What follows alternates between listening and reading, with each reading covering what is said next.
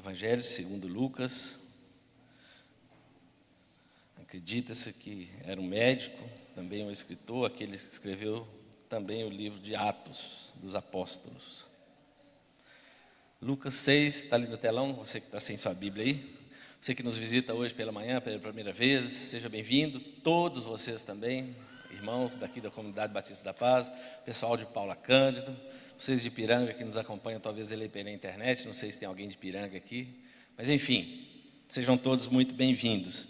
A palavra de Deus diz em Lucas 6, 46 a 49 o seguinte: porque vocês me chamam Senhor, Senhor, e não fazem o que eu digo? Eu lhes mostrarei a que se compara aquele que vem a mim, ouve as minhas palavras e as pratica. É como o homem que ao construir uma casa cavou o fundo e colocou os alicerces na rocha. Quando veio a inundação, a torrente deu conta daquela casa, mas não a conseguiu abalar, porque estava bem construída. Mas aquele que ouve as minhas palavras e não as pratica, é como o homem que construiu a sua casa sobre areia, sem alicerces. No momento em que a torrente ou que a chuva deu conta, aquela casa, ela caiu e sua destruição foi completa. Amém? Senhor nosso Deus, em nome de Jesus, nós te bendizemos nessa manhã. Te agradecemos pela tua palavra, que é viva e eficaz, poderosa, Senhor, para penetrar no mais íntimo das nossas almas, ó Pai. Em nome de Jesus, abra mesmo o nosso entendimento nessa manhã, diante desses textos, diante também dos outros que aqui estaremos compartilhando, em nome de Jesus, que o Espírito Santo do Senhor possa mesmo tomar, ó Deus amado, a direção dos nossos corações. Abra, Pai querido, o entendimento da tua igreja, Senhor, em nome de Jesus. Nós repreendemos toda distração, em nome de Jesus, ó Pai querido, que o Senhor possa falar conosco no mais profundo, Pai querido, da nossa alma. Mais uma vez, ó Deus, nós oramos, nós te bendizemos, em nome de Jesus, amém. Pode se assentar, fica à vontade. Esses últimos dias eu tenho pensado muito sobre a missão da igreja. Semana passada tivemos um encontro com Deus, né? Na semana retrasada, foi uma bênção, né? Tem uns irmãos aqui que participaram, e eu me preparei um mês inteiro com os irmãos para estar lá no encontro, viemos aqui nas noites, orar, jejuar, contando que ia estar lá no encontro. Preparei uma palavra, que eu ia ministrar uma palavra lá no encontro, mas na quinta-feira, comecei a me sentir mal, acabei fazendo o exame e detectou que eu estava com Covid. Então aí eu não podia participar do encontro. Aí eu liguei para o pastor Davi e fiquei muito preocupado. Falei, meu Deus, né? Nós tínhamos preparado e eu tinha lá minhas funções para desempenhar no encontro. E agora? Quase que eu falei assim, e agora? Como é que Deus vai fazer se eu não for? Eu fiquei pensando, e agora? Né? E fiquei lá em casa pensando, né? O tempo inteiro. Na sexta-feira, a pastora disse, na hora do pessoal reunir, que eu falei, não estou lá para recepcionar o pessoal, né? A gente se acha muito importante, né? Mas é interessante que os dias foram se passando, e eu mandava mensagem lá para o pastor Davi, custava responder, porque nós sabemos que lá ninguém fica olhando para celular, e custava responder, eu ficava preocupado, será que eu posso ajudar em alguma coisa? Enfim, o encontro foi uma bênção, querido, né? Queridos, eu fiquei lá em casa assistindo pela internet, né? Pelo YouTube. Chorei demais de ver os irmãos chegando, essa igreja lotada, vendo os testemunhos, cada um falando uma coisa mais impressionante do que a outra. E naqueles dias também, na sexta-feira mesmo, o irmão bateu lá em casa me chamando, vai para o relógio da oração dos homens. Eu falei, não posso ir não, entreguei a chave para ele, ele veio, eu falei, os irmãos, não estou lá. Aí eles vieram, oraram. No sábado assisti o Point Jovem, foi uma bênção. No domingo os cultos transcorreram sem problema. Segunda-feira cancelamos a célula em casa, eles fizeram a célula na casa do Maurinho, eles falaram que foi uma bênção. Aí que eu comecei a perceber como a igreja do Senhor se move, querido. Participar dela é um privilégio. Nós não somos essenciais nesse projeto de Deus, nós fazemos parte. Então, como eu falei do apóstolo Paulo ali atrás, né, chegou um tempo que o apóstolo Paulo, né, Deus já tinha ali usado ele, o quanto Deus queria, o quanto ele também se dedicou, e chegou um tempo da partida dele, e a igreja continua firme em nome de Jesus até os dias de hoje, porque Deus está sempre levantando pessoas, e eu creio que nós fazemos parte de uma igreja extraordinária. E eu queria falar um pouco nessa manhã sobre a missão holística da igreja. A missão holística é aquela missão que envolve todas as áreas, muitas áreas, né? E nós como igreja, nós precisamos de ser um testemunho na vida, nas palavras e nas nossas ações. O nosso testemunho diante da sociedade deve ser demonstrado através da nossa vida, através das nossas palavras e através das nossas ações. E é para isso que eu queria que nessa manhã nós pudéssemos entender um pouco sobre isso, porque eu entendo que a missão da igreja deve ser o testemunho. Então a missão da igreja deve ser o nosso testemunho. Já é a primeira missão diante da sociedade. Quando as pessoas olham para nós, sem falar nada, quando as pessoas nos veem aí, sozinhos por aí, né, no dia a dia, então esse deve ser um testemunho, deve ser o nosso testemunho. Nós também devemos dar o testemunho, é a nossa missão, e nós damos esse testemunho nas nossas ações, quando nós agimos. Então só das pessoas nos verem, elas deveriam perceber que Deus está na nossa vida. E quando nós agimos, então aí que elas deveriam ter convicção de que Deus está nas nossas vidas. E também a missão da igreja é proclamar o Evangelho, ou seja, o testemunho, o nosso testemunho, mas também o testemunho de Deus. Então é declarar isso publicamente. Então a ideia é que nós possamos ser testemunhas do Senhor nessa terra. Igreja, a nossa missão é que as pessoas possam perceber que o povo de Deus é um povo diferente, é um povo alegre, é um povo abençoado, é um povo que sabe passar pelas tribulações, porque ele consegue perseverar e ele vai tendo experiências e a esperança nunca apaga do coração dele. Então esse é o propósito. Quando eu olho para as Escrituras, principalmente no livro de Atos, quando nós olhamos para o livro de Atos, nós ficamos maravilhados, porque nós vemos a igreja de Deus em movimento e o impacto que isso causou na vida de muitas pessoas. E muita gente, né, fica com medo de abrir seu coração e entregar sua vida inteiramente ao Senhor, achando que Deus vai tirar alguma coisa das nossas vidas. Pelo contrário, Deus só vai acrescentar, queridos. Se precisar de tirar é porque não presta. Isso é bom poder tirar, mas Deus só vai acrescentar coisas às nossas vidas. Mas para isso, nós precisamos de crer em Jesus, nós precisamos de confiar nele. E Jesus aqui vai dizer para os discípulos, ele estava falando para um grupo de discípulos ali, e é interessante que Jesus, quando fala isso, ele tinha convicção que no meio daquele povo tinha pessoas que diziam: Senhor, Senhor, mas não faziam o que ele pedia. Isso muitas vezes, querido, acontece no seio da igreja, acontece conosco. E ele mostra duas situações. Aqueles que confiam nele, é como se ele estivesse edificando uma casa sobre a rocha. Pode vir a tempestade do jeito que for, que esse vai passar bem, esse não vai ser abalado. Então é aquele que segue o caminho estreito. Esse que constrói a casa sobre a rocha é aquele que segue o caminho estreito, é aquele que obedece a palavra de Deus, obedece aos mandamentos de Deus, obedece os princípios da palavra de Deus, procura obedecer todos eles. Esse está construindo a sua casa sobre a rocha. E aqueles que não constroem, né, que não seguem esse caminho, é aqueles que querem andar pelo caminho largo, né, deixa a vida me levar, e não estão nem aí. Esses então aqui ele nem cita. Esses aí ele não trabalha aqui nesse texto. Quando ele vai dizer que aqueles que constroem a casa sem o fundamento, sem os alicerces, ele está falando, querido, para aqueles que estão dentro da igreja, mas ele não está nem no caminho largo e nem no caminho estreito, ele quer ficar um caminho médio. E Jesus nunca disse que tem um caminho médio.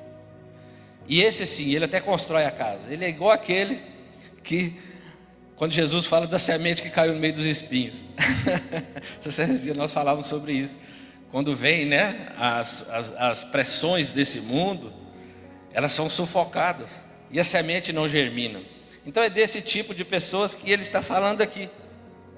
E talvez aqui na igreja hoje nós somos muitas pessoas que talvez estamos vivendo essa realidade.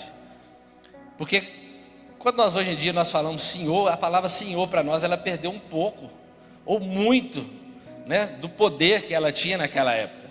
Hoje quando eu me dirijo ao pastor Adilson, eu falo Senhor, né? Hoje é uma forma da gente, respeitosa da gente tratar as pessoas, os pais, né? Mas naquela época, essa palavra, querido, em Roma, por exemplo, quando os soldados ali iam cumprimentar, né, uns aos outros, né, logo eles diziam: César é o Senhor. O Senhor era César. A palavra usada para Senhor era o Kurios. em grego, era para se dirigir a César. Mas quando eles falavam isso, então quando alguém retribuía, sim, César é o Senhor. O cumprimento entre ali os soldados, entre os romanos. Mas quando eles cumprimentavam um cristão, a resposta do cristão era assim: não, Jesus é o Senhor. E eles tiveram muitos problemas por isso. Porque essa palavra Senhor era só para as autoridades, né? Era só para aqueles que detinham o poder, a autoridade máxima, eram soberanos. E eles tiveram muito problema com isso, porque César se achava o Senhor, né? César exigia que fosse tratado assim. E os cristãos muitas vezes não aceitavam isso, e o reino de Deus já era chegado. E eles faziam isso com muita convicção. E então nesse meio, nesse espaço ali socioeconômico de Roma, toda aquela confusão, nós sabemos que Jesus então veio, por isso eles chamavam Jesus de Senhor, porque eles tinham entendido já naquele tempo, lá no livro de Atos, eles já tinham entendido que Jesus não veio para cumprir exatamente o que os judeus queriam. Eles queriam que Jesus viesse para afrontar o Império Romano. Mas Jesus veio mostrar para ele que ele ia fazer isso sim, mas através do amor. Ele ia fazer isso através do amor àquelas pessoas. Jesus começou a decepcioná-los. Muitas vezes ele estava lá comendo na casa de um fariseu, encontrando com a mulher samaritana, uma mulher ainda mais samaritana. Daí a pouco ele cura lá o filho de um oficial romano, aí que eles ficaram irados, né, aí que eles ficaram assim, chateados com Jesus. Jesus começou a falar para ele: olha, nós precisamos amar nossos inimigos. E eles estavam querendo afrontar Roma. Jesus falou assim: e quando alguém bater na sua cara, você ainda dá outra face ainda. Então Jesus começou a trazer essa nova aliança, né, essa nova forma, esse reino de Deus, mostrando a essência de Deus.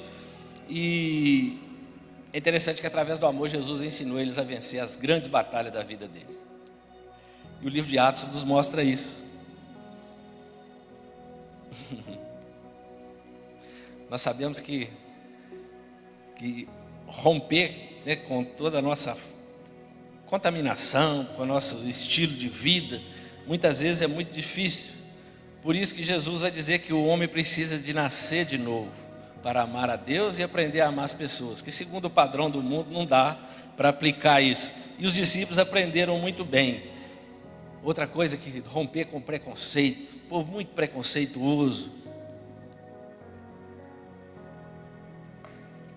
né? Muito preconceituoso, e Jesus vem romper isso tudo.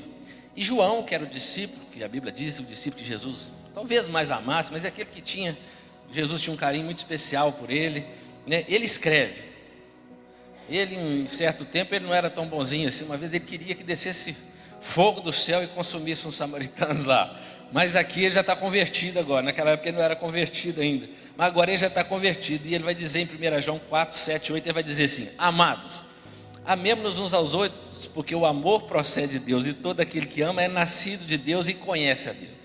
Todo aquele que ama é nascido de Deus e conhece a Deus. Esse já nasceu de novo. Quem não ama não conhece a Deus, porque Deus é amor. E ele também fala em 1 João 2, 10 e 11: quem ama o seu irmão permanece na luz, e nele não há tropeço. Se aqui tem bem iluminado, é difícil de eu tropeçar, eu consigo ver os obstáculos, né? Mas quem odeia seu irmão está nas trevas, anda nas trevas e não sabe para onde vai, porque as trevas lhe cegam os olhos. Aí Jesus vai ensinar: querido, se você estiver com esse ódio no seu coração, a vida de vocês vai como se vocês estivessem cegos espiritualmente. Vocês não vão conseguir usufruir daquilo que Deus tem para cada um de nós, que é viver através do amor. A luz aqui é comparada ao amor. Então a Bíblia diz que quem ama seu irmão permanece na luz. Olha quantos irmãos nós somos aqui, abençoados. Glória a Deus, amém? Irmãos preciosos. Mas o amar muitas vezes requer algumas ações. E eu fico pensando, o que é que Deus espera de nós? Eu estava pensando aqui, né, nessa missão. Eu fiquei pensando, Ele espera que nós sejamos parecidos com aqueles discípulos que são apresentados a nós no livro de Atos. Eles fizeram de tudo para a construção de um mundo melhor naquela época, à sua volta, através do amor, que é o único elemento eterno que nós hoje temos, né, em nossa igreja. E interessante que eles fizeram isso sempre juntos. nós vamos olhar que eles sempre trabalharam juntos, em equipe, queridos. Quando eu falei que a missão da igreja é a missão da igreja, do povo todo. Quando alguém vê um irmão nosso e fala alguma coisa para a gente, fala, mas a igreja de vocês é assim assado, ou é abençoada ou não, né? Muitas vezes as pessoas, a gente fica feliz e outras vezes a gente passa vergonha, né? A Bíblia diz assim, e fizeram isso juntos, e nós vamos olhar que esse impacto foi causado ali em Jerusalém, na Samaria, na Judéia, até os confins da terra. Hoje nós sabemos que esse impacto daquele estilo de vida contaminou a muitos, abençoou a muitos, e muitos desfrutaram de toda essa bênção. O apóstolo Paulo vai dizer em Romanos, no capítulo 14, de 7 a 9, ele vai dizer assim, porque nenhum de nós vive para si mesmo, e nem morre para si, porque se vivemos, é para o Senhor que vivemos, e se morremos, é para o Senhor que morremos. Quer pois vivamos ou morramos, somos do Senhor. Ele estava falando assim, não interessa o que acontecer conosco, nós somos de Jesus. Então ele dizia que nenhum de nós vive para si mesmo. Eles se preocupavam uns com os outros, queridos. Eles amavam uns aos outros, eles procuravam saber as necessidades de uns aos outros. Ele falou assim, foi precisamente para este fim que Cristo morreu e tornou a viver, para ser Senhor, tanto de mortos como de vivos. Muitas vezes nós falamos assim, Jesus morreu naquela cruz para me salvar, e é verdade, mas não é só para isso, aí é a meia verdade. A verdade toda é que ele morreu naquela cruz para ser seu Senhor também, para ser seu Rei, para ser aquele que governa a nossa vida, o estilo de vida que nós levamos. Em 2 Coríntios 5, 15 vai dizer assim, ele morreu por todos, para que os que vivem não vivam mais para si, mas para aquele que por eles morreu e ressuscitou. Então, queridos, nós não devemos morrer simplesmente pelos nossos irmãos, mas viver para ser bênção na vida dos nossos irmãos. E os discípulos sabiam muito bem disso naquela época. Eles não tinham nenhuma dúvida da identidade deles. O apóstolo Paulo vai dizer, eu, Paulo, servo de Jesus Cristo, chamado para apóstolo, para o apostolado. Ele se dizia de cara, olha, queridos, eu sou servo. Servo aqui, querido, é escravo. Eu, Paulo, servo de Jesus. Eu sou escravo de Jesus. Ser escravo de Jesus vale a pena, porque ele nunca tinha experimentado um amor tão grande igual ao de Jesus, nem na época que ele era o cara diante da sociedade e diante dele mesmo, porque ele era um cara especial diante dele, então nem se fala, né, pastor Adilson? Ele se achava o máximo, e diante das pessoas muita gente também pensava isso. Tiago também diz assim, servo de Deus e do Senhor Jesus Cristo. Tiago, alguns creem que esse era meio irmão de Jesus, que foi crer em Jesus só depois que Jesus ressuscitou, e alguns acreditam que provavelmente ele estava em Pentecostes, foi cheio do Espírito Santo, e daquele dia ele teve convicção que tudo que Jesus falou era verdade, tudo que Jesus pregou era verdade, e ele fala assim, então eu sou servo de Deus e do Senhor Jesus Cristo. Pedro, da mesma forma, Pedro se apresenta servo e apóstolo de Jesus. E nós? A Bíblia diz que ele nos libertou do poder das trevas e nos transportou para o reino do Filho do seu amor. Então nós estávamos debaixo de um reinado, né? Ele nos transportou do império, nós estávamos sendo governados por alguém, por Satanás, né? Muitas vezes governa a vida daqueles que não estão em Cristo Jesus, porque a sua aliança é com o mundo, é com ele mesmo. E então ele vai dizer assim, Paulo vai dizer assim, ele nos libertou do poder das trevas. Quando nós olhamos para Paulo, querido, se você quiser saber quem ele é, depois você vai ler em Atos 22, você vai ver ele contando o seu próprio testemunho. Em Atos 22, o que Paulo narrou lá em Atos 9, ele vai repetir agora, ele contando essa verdade da boca dele, e ele vai dizer quem ele era de verdade. Ele vai dizer que ele era judeu, mas também ele era fariseu, ele era romano. E quando ele falou isso, eles não queriam dar muita atenção, mas ele começou a falar em hebraico, aí eles pararam para ouvir, uai. Ele era poliglota, falava vários idiomas, foi treinado aos pés de Gamaliel. Ele era um cara diferenciado, querido, naquela época. Se fosse hoje, seria um cara famoso, né?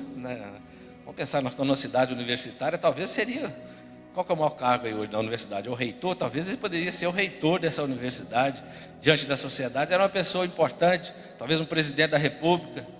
Aí ele olha e fala assim: Deus me libertou dessas coisas. Olha que coisa extraordinária. Ele fala assim: Deus me libertou desse império das trevas e me transportou para o reino do Filho do seu amor. Porque nessa época, querido, não é que é errado ele ser importante, ele ser famoso, ele falar vários idiomas, mas quem governava a vida dele era ele mesmo. Ele era o senhor da sua vida. Ele se dizia zeloso pela lei, mas não era coisa nenhuma, né? Ele era o centro e não Deus.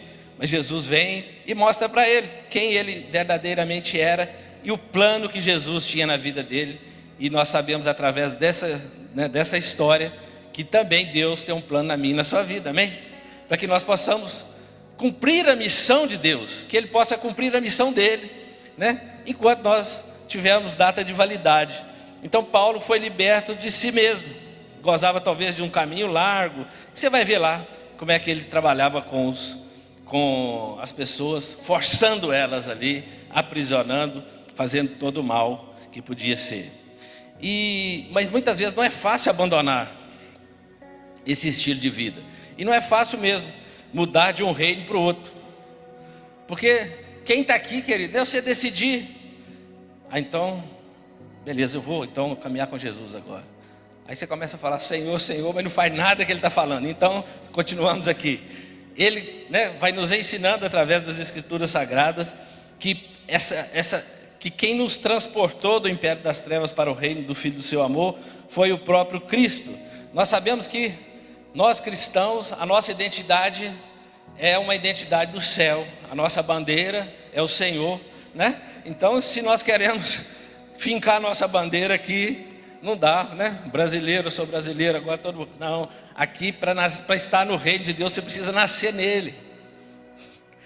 Para entrar no reino de Deus precisa nascer nele. Senão você não consegue nem enxergar o reino de Deus. Se o homem não nascer de novo, ele não pode nem enxergar, muito menos participar. Então ele, através das Escrituras nós entendemos isso.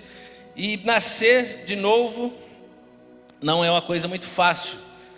Precisamos olhar para a cruz de Cristo e reconhecê-lo como o único suficiente Salvador das nossas vidas. Reconhecer que o sacrifício de Jesus naquela cruz, que a ressurreição de Jesus, o sacrifício dele, nós morremos com ele e nós ressuscitamos com ele, porque nós olhamos para ele, porque nós cremos nele, agora nós somos transportados. Assim nós morremos então para tudo aquilo que Satanás tinha planejado na nossa vida, e Deus agora vai cumprir o plano que ele tem para mim e para você, amém? Deus agora, junto com ele agora, ele vai cumprir o propósito dele para as nossas vidas. Agora nós vamos ter até mudar a nossa forma talvez de orar. Nós vamos falar um pouquinho disso mais para frente, porque enquanto estávamos ali, a casa na areia, agora a casa na rocha. Eu queria te convidar nessa manhã, se você tiver coragem, tem que ter coragem, né? Para se dizer como os discípulos disseram. Paulo disse assim: eu, Paulo, servo de Jesus Cristo, chamado para o apóstolo. Você teria coragem de dizer? Eu, fulano, servo de Jesus Cristo, chamado para o projeto que Deus tem para a minha vida. Vamos falar? Você vai falar seu nome, eu vou falar o meu. Eu, Reinaldo. Vamos falar mais alto. Eu, Reinaldo, servo de Jesus Cristo, chamado para que se cumpra os planos do Senhor na minha vida. Querido, dizer isso é algo extraordinário, mas colocar isso em prática ainda é mais extraordinário. A Bíblia diz que o primeiro mandamento é amar a Deus de todo o nosso coração, sobre todas as coisas, e amar o nosso próximo como a nós mesmos. Que a partir de hoje nós possamos colocar isso em prática. Eu queria te chamar para ver a disposição dos discípulos. A Bíblia fala do apóstolo Paulo, fala lá em Atos 16, 9 a 10, eu já até falei isso aqui um dia, e Paulo indo a sua segunda viagem missionária, ele tem ali uma visão de um homem macedônio pedindo socorro. Macedônia estava completamente fora da rota de Paulo, era outro caminho, outra rota, e a Bíblia vai dizer, assim que Paulo teve a visão, imediatamente procurou partir para aquele destino. Assim que Deus deu a ele aquela direção, imediatamente ele começou a tomar providência para partir para aquele destino. Servo de Jesus Cristo, amém? Quando Deus dá a direção, querido, imediatamente comece a se preparar para cumprir os planos do Senhor. Ele concluiu que Deus havia chamado para lhes anunciar o Evangelho. Então o homem pede: socorro, nos ajude. Paulo podia pensar aqui: o que será que ele está precisando? Será que é libertação? Será que é cura? Vou jejuar mais? Ou eu preciso de orar mais? Será o que eu vou enfrentar lá? Satanás está furioso. Será que ele está enfermo? Vou ter que impor as mãos e curar? Ele não pensou nada disso, querido. Ele falou assim: eu sei que nós vamos lá para pregar o Evangelho. Pregar o Evangelho é pregar Jesus. Onde Jesus chega, querido, isso tudo vem no bojo, isso tudo vem no pacote, né? Quando Jesus chega, as vidas são transformadas. Aqueles que precisam de cura são curados, aqueles que precisam de libertação são libertos, né? Aqueles que precisam de restauração são restaurados. Então quando Jesus chega, ele muda toda a história, e ele toma o caminho para ir para lá. E é interessante que ele vai passar por várias cidades. Em Atos 12, 15, vai nos mostrar ele chegando a Filipos. É interessante, quando ele chega lá, já era na Macedônia, a primeira cidade ali, distrito romano. Ele não ia para lá, ele ia para o outro caminho, né? Ele não ia passar nesses distritos aqui em Roma. Mas certa mulher chamada Lídia, da cidade de Tiatira, vendedora de púrpura temente a Deus, os escutava. E a Bíblia diz: o Senhor lhe abriu o coração. Então ele estava indo, e ele chegou lá e começou a pregar o Evangelho. Uma mulher muito rica, né? Ali ela entrega o coração para Jesus, ela abre o coração. Paulo vai batizar essa mulher, e depois de ser batizada ela e toda a sua casa, a Bíblia vai dizer que ela convida eles para ficar na casa dela. Agora o discípulo, talvez chegaram ali, né, pastor Adilson, com recurso bem fraco, né, estava mal hospedado, estava, né, um alojamento ruim, e ela convida ele para ficar na casa dela. E agora ele começa a ter dias de conforto, paz, mas estava firme no propósito, amém? Quando você estiver com seus dias de conforto, de paz, não relaxa não, continua firme no propósito. Lá no Antigo Testamento nós olhamos a história do rei Asa, nós vemos que ele ficou tanto tempo em paz que ele relaxou, e daí a pouco, né, aconteceu todo aquele problema lá com o povo de Israel. Então, dias de conforto e paz, mas firme no propósito, amém? Como é que estão seus dias? Está vivendo dias de conforto, de paz, mas continua firme com o Senhor, não se desvie, né? Porque logo na sequência nós vamos ver que ele ficou lá mais uns dias, e tinha uma menina lá que todo dia importunava ele, tal assim, e ele vai lá, e a menina estava endemoniada, e ele vai lá e liberta aquela menina, e ele expulsa aquele demônio dela. Olha que ele libertou aquela menina da cadeia de Satanás agora, e os demônios saem daquela menina. Ela é uma adivinhadora, muita gente ganhava dinheiro com ela, e aqueles homens agora, faliu o negócio deles, eles ficam furiosos, parte para cima de Paulo e Silas, bate neles e prende eles.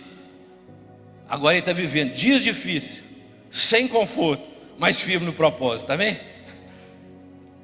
Antes de ontem ele estava em dias tranquilos, dia de paz e conforto. Agora ele está num dia difícil, sem conforto nenhum, porque eles foram presos, provavelmente nus, amarrados. Mas a Bíblia diz que meia-noite eles firmes no propósito, Laura. Sabendo que o que eles estavam fazendo com eles, aquilo seria revertido em bênção, querido. Por isso que o povo, né, nós sabemos que todo mundo anseia por algo transcendental. E quando esse povo olhar para a igreja, ele precisa de ver aqui que eu quero ficar. Agora eu achei, é Jesus, é esse que é o Deus verdadeiro. Mas é interessante que, né, Paulo e Silas, de madrugada eles começam a orar, meia-noite, vai ver que estava fazendo frio ou calor, não sei, mas eles começam a orar, e começam a louvar, a cantar, e a Bíblia vai dizer que veio um terremoto ali, e quando eles cantavam, a cadeia inteira escutava. Eles estavam cantando bem alto, não sei se eles cantavam bem, mas eu sei que todos escutavam, que tinha um povo diferente naquele lugar ali. E quando eles cantaram, sobreveio o tamanho terremoto que sacudiu todos os alicerces da cadeia, as portas abriram da cadeia. Deus não aguentou não, Deus viu aqueles dois discípulos cantando e louvando, Deus já foi lá em socorro, né? E abriu as portas da cadeia. O carcereiro ficou doido, porque fugiu um preso ali, era sentença de morte para o carcereiro. Então ele vai tentar, deixa eu me matar, né, antecipadamente. E Paulo vai dizer: calma, não faça isso. E Paulo vai dizer para ele que ninguém havia fugido. E naquela noite, sabe o que acontece? Paulo ganha aquele carcereiro e a família inteira para Jesus. Paulo vai amar aquela família, né? Ele vai querer saber o que ele precisa de fazer para ser salvo. Aí é só arrepender, né, e ser batizado. E Paulo vai batizar aquelas pessoas, né? E nós sabemos que dali a pouco eles são soltos.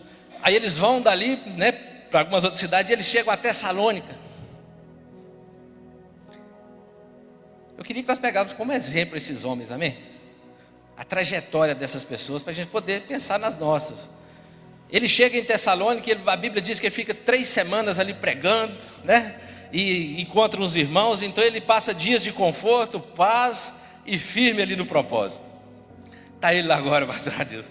Está ali pregando, e né, diz que Lídia investiu um pouco no ministério deles, então talvez tinha algum recurso, já veio de Filipos com um recursinho a mais. E ali eles tinham um certo conforto agora, fizeram ali, algumas pessoas se converteram, ele fez ali alguns discípulos, só que daí a pouco também começa a perseguição, aí vem dias difíceis, eles precisam de fugir às pressas, dias difíceis, sem conforto, mas continuava firme no propósito, amém? E a Bíblia diz que eles saíram dali, tiveram que ir embora, passaram 3 só semanas ali, Raquel pregando a palavra do Senhor, mas foi o suficiente, querido. Por isso que ele sabia que ele só precisava de pregar o Evangelho, amém? Por onde você passar, você precisa ser a carta de Deus, né? Você precisa pregar o Evangelho. E é muito interessante que Paulo vai embora e ele fica preocupado, será o que aconteceu lá? Não deu nem para nós pregar direito, não deu para consolidar a fé dos irmãos, não deu para fazer um CNC direito, não deu para fazer um classe maturidade cristã lá, não deu para fazer muita coisa não. E ele manda Timóteo até lá, e Timóteo traz um relatório para ele. E quando você lê as cartas, 1ª e 2ª Tessalonicenses, você vai ver que ele falando assim, que ele estava muito feliz, porque ele ficou sabendo da operosidade da fé deles.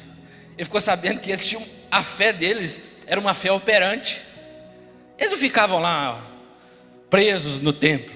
A fé deles se espalhou pela cidade, né? Ele vai dizer que ele estava impressionado com a dedicação e o amor com que eles tinham uns com os outros. E ele vai dizer assim, e ele estava impressionado com a firmeza da esperança que eles tinham no nosso Senhor Jesus Cristo. E ficou impressionado, e ele vai dizer para eles assim, mas só, queridos irmãos, saibam de uma coisa, quem escolheu vocês foi Deus. Ele vai dizer para eles, quem escolheu vocês foi Deus, porque se dependesse de mim eu ia para outras bandas. O meu plano era ir para outro lugar, mas Deus me conduziu, o Espírito Santo me conduziu para cá. Querido, muitas vezes, quando Deus chamar, vai, em nome de Jesus. Quando o seu Senhor te enviar numa empreitada, numa missão, vai em nome de Jesus e prega o Evangelho. Se você não souber o que falar, prega o Evangelho. Se você não souber o que falar, fala de Jesus. Se não der para falar nada, demonstre Jesus na sua vida. 3 dias, 3 semanas provavelmente, Timóteo volta lá. Paulo e Silas não podiam voltar lá, se voltasse lá, estava preso. Mas Timóteo volta, era mais novinho, e traz esse relatório, e ele vai falar assim, agora vocês precisam de ter a convicção. Ele fala assim, porque o nosso Evangelho chegou a vocês, não chegou a vocês só em palavras, mas também em poder, no Espírito Santo e em plena convicção. Ele falou, o Evangelho que nós pregamos aí, ele não foi apenas em palavras, ele foi acompanhado de poder. Tinha poder nas palavras de Paulo, tinha unção na palavra de Paulo. E ele fala assim, nós pregamos no poder do Espírito Santo. E vai dizer, e em plena convicção. E ele fala, vocês sabem muito disso, muito bem disso. E ele vai dizer assim, e vocês se tornaram nossos imitadores e do Senhor, recebendo a palavra com alegria que vem do Espírito Santo. Então ele vai dizer assim, vocês receberam a palavra com alegria. Como é que está seu coração, querido? Como é que está seu coração? Você tirou seu domingo para vir aqui de manhã. Como é que está seu coração? Você está recebendo essa palavra com alegria ou você está assim, está demorando demais? Teve um dia que eu estava aqui na igreja, um irmão pregou aqui. O cara fez missões na Índia, 10 anos. 10 anos na Índia. E ele veio aqui. E ele ficou 1 hora contando para nós. Explicando como é que foi o trabalho, o que Deus fez lá. Não é que no final os irmãos falavam assim, mas demorou, hein? Fiquei pensando assim, como é que pode isso? O cara passou 10 anos na Índia. 10 anos, querido. E nós não podemos ficar 1 hora ouvindo o cara falar o que Jesus fez na vida dele. Nós estamos com pressa. Aquele dia eu fiquei meio preocupado. Eu falei, meu Deus. Porque eu comecei a me sentir assim no início também, sabe, pastor Adilson? Aí o Espírito Santo veio tocando no meu coração e falou assim, o que é isso que você está fazendo? Não estou entendendo. Meu servo, 10 anos na Índia, parado aqui para contar um pouco daquilo que Deus tem feito na vida e através da vida dele. E eu sei com pressa para ir embora. Pois é. É interessante que em Atos capítulo 8, a Bíblia vai dizer que durante muito tempo, muitas pessoas se converteram, muitos vieram para Jesus, muitos mesmo. E eles tiveram que chamar mais gente para ajudar. Os discípulos já não estavam tendo tempo, estava muita gente ficando assim sem assistência.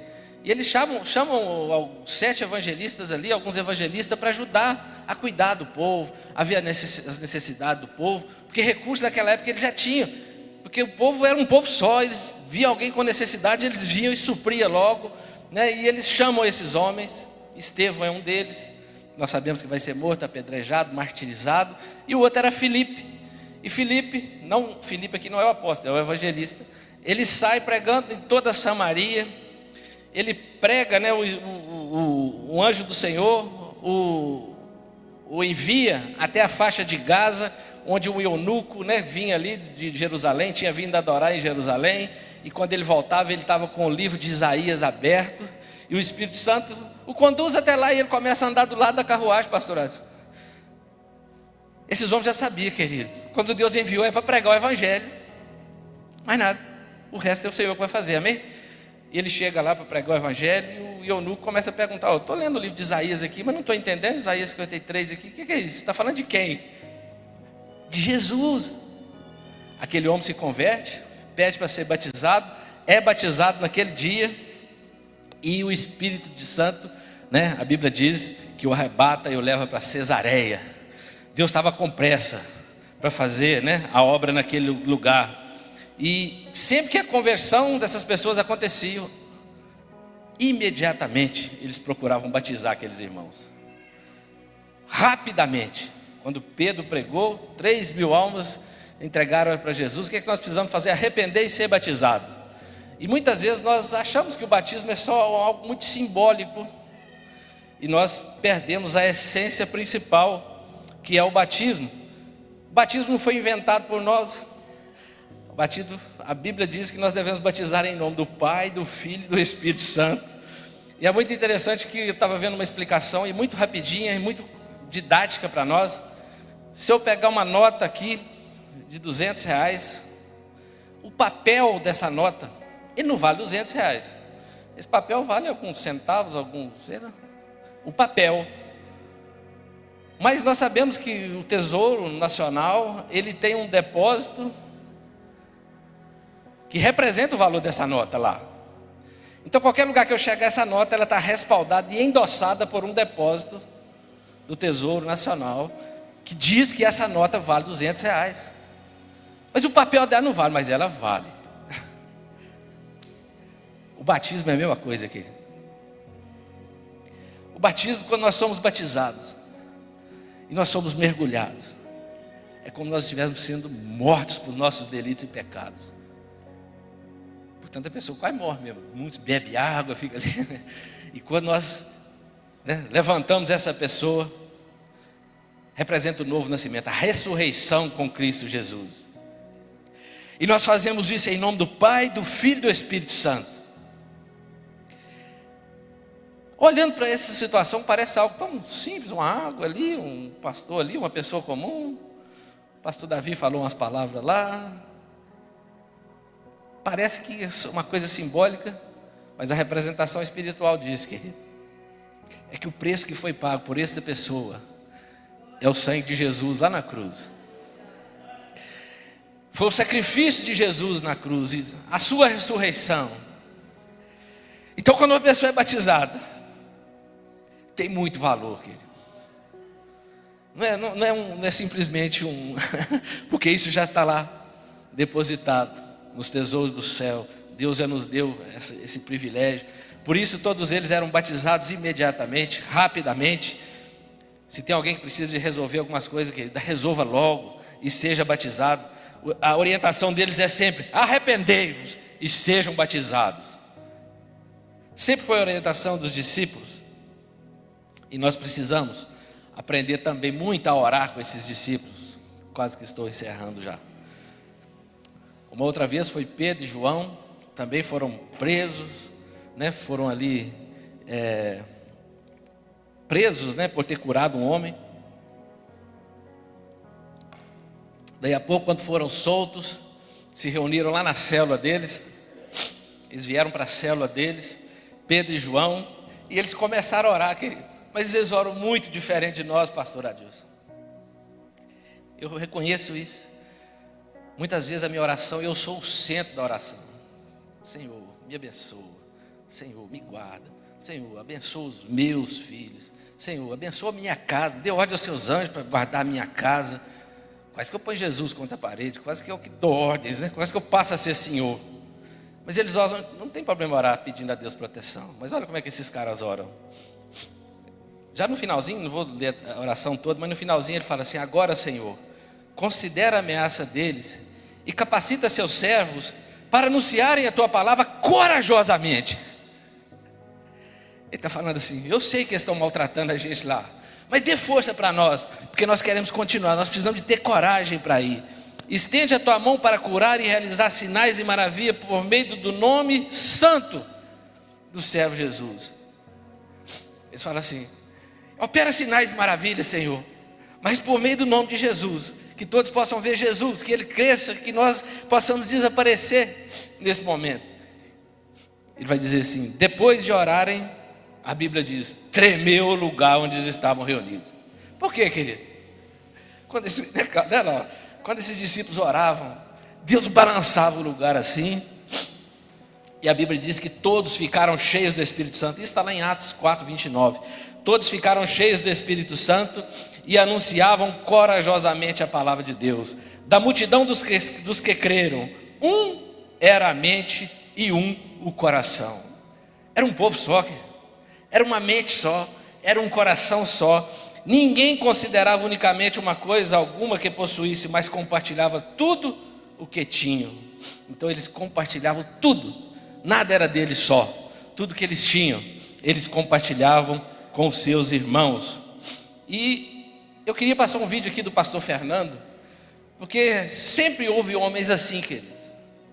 Em toda a história bíblica, nós sabemos que a igreja primitiva e depois deles, e nós sabemos que existem homens assim no dia de hoje. E existem homens assim aqui no nosso meio. E nós conhecemos um pastor, que é o pastor Fernando.